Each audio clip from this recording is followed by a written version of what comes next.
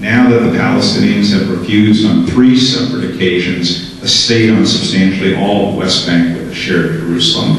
And finally, it is an assumption that if you met all of these other assumptions, it would have any other impact on any other dispute in the Middle East or anywhere else in the world. And somehow, in the sense of being proactive instead of defensive, those who support Israel need to put those assumptions on the table and ask American commentators and foreign policy people, why should a Palestinian state be a central objective of American foreign policy at all? I want to say something. There is a video going around that shows people who started the whole idea of calling Israel an apartheid state. And they say that never in their imagination, wildest imagination, did they think it would catch on the way it did. And the reason it caught on the way it did is because our side, pro-Israel side, uses the word apartheid in defending ourselves. So every time we say we're not apartheid and myths about apartheid, we are actually promoting what they came up with.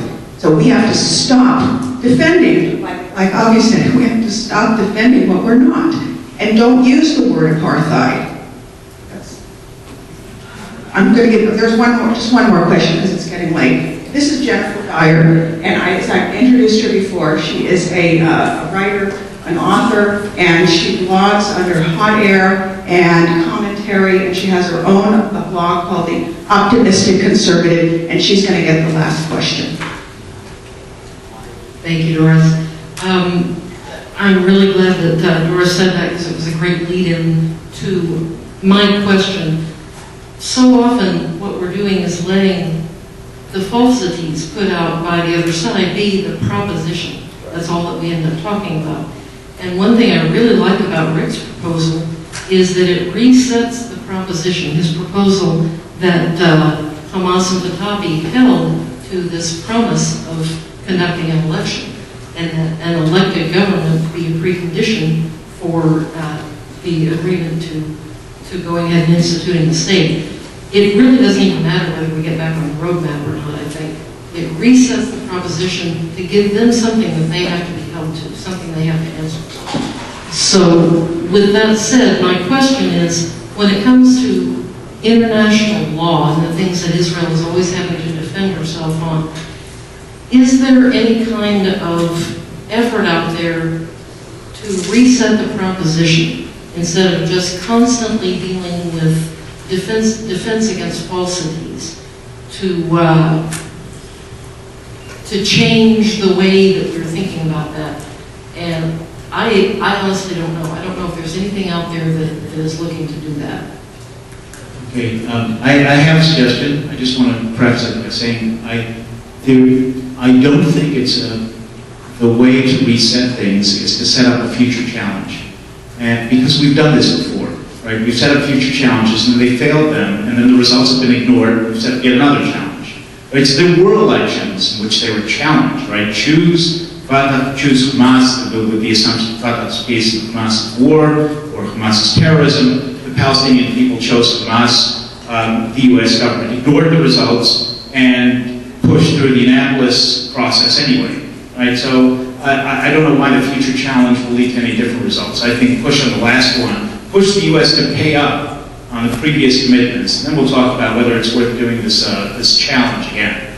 Now, on the specific question, right? How does one reset things? I think one resets things by going on the diplomatic attack. So here's my suggestion. Okay, the Palestinians went to the International Criminal Court.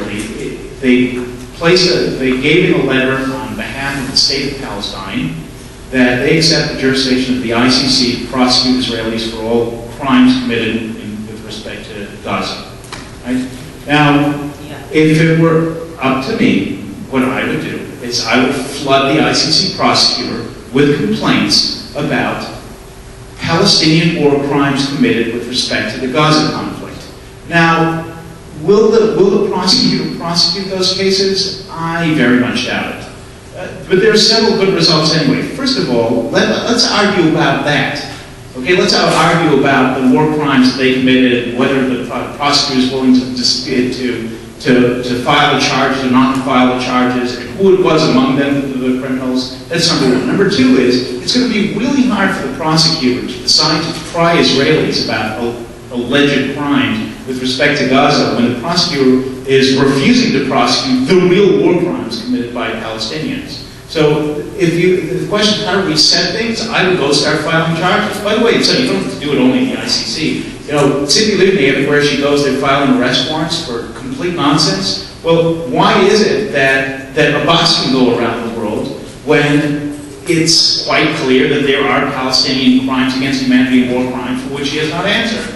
Now, maybe he will be found guilty, maybe he will be not. I presume that nobody will actually try him, but let's give it a shot. Let's put that on the table. Let's have people arguing about that. Absolutely, in total agreement. Jennifer, you put your finger on really one of the key issues that we're all facing, and that is, until recently, I think it's starting to change for the better, but we still have a lot more work to do. We have been entirely in a reactive mode. And what we need to do is really change gears and go on the offensive and be proactive. That's what we need to do. We need to have a lot more lectures around, a lot more articles published. There's a whole campaign that needs to be done. The problem is that the Palestinian side is pretty much is better organized than we are. It's the big paradox in this whole affair. Here is Israel, this incredible miracle of a nation in 63 years that has accomplished so much, whose people, and not only Israelis, but of course Jewish people all over the world have and do excel in every conceivable field in the world under the sun, except PR. What is their problem? Now you look at the Palestinian, it's exactly the reverse. They have accomplished nothing. They have succeeded nothing. The only accomplishment that what they have brought to the world is terrorism. But when it comes to PR, they have an incredible machine, and they are doing very, very good work, and that we haven't yet learned how to copy that. So they do a lot of things that we should really emulate and counter that. And they have the dollars, of course, too. And yes, that's another factor, of course.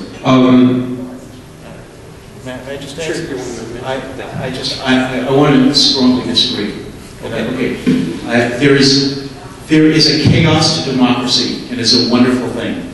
And it's a weakness and it's a strength, but it's more of a strength than a weakness. Yeah, Israelis speak in millions of different voices, and that's the way democracies work. If the question is, how do we organize a response like this? The answer is, it does not have to be organized. Right? Anyone here with sufficient initiative can go ahead and do this. The Israeli government does not have to turn to the prosecutor of the ICC. Any lawyer here can write out a series of complaints and do that.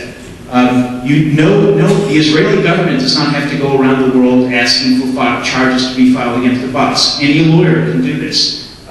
It is not, I don't think that there's a problem here of lack of organization. I think the lack of organization is fabulous. Right? I think that's exactly what we need. That is our strength. We should take advantage of it. I don't think we disagree, because what you're saying, and I really, really agree with it, is that we have two completely different cultures facing each other. On the one hand, you have a fairly uniform message with a system that is, in essence, totalitarian. We come from a system, our values, and this is America and Israel have the same values of democracy. Everybody has an opinion, and that's true. There is a cacophony. I think within that cacophony, all I'm saying is that there could be more cooperation and more initiatives. Right now, it is a cacophony, but it hasn't been enough to match what has been happening on the other side. And if we're dealing with these international situation, especially on the diplomatic PR front, that are not in the favor of Israel, I think it has something to do with that. So yes, there's a lot of work for us to do. There was another. I wanted to briefly mention. I didn't want to ignore your question about Tibet, so I'll be happy to talk to you about that later. Ray, you want to say something? You know what? I think the last word. Yeah, no, I'm just going to mention something that seems small but actually is large, which is that all of you who can should attend the APAC policy conference next month, because the number of people who are there, and Netanyahu and others who will be speaking, will be important, and you will learn an incredible amount in a couple days. Any of you who have been to the conference know that is true, and it will arm you with information and relationships that you'll establish there that will enable you personally to carry on this fight. So if you're not planning to go, you should go. Thank you very much, everybody. Thank you, J.J. Surbeck. Thank you, Avi Bell. Thank you, Rick Richman.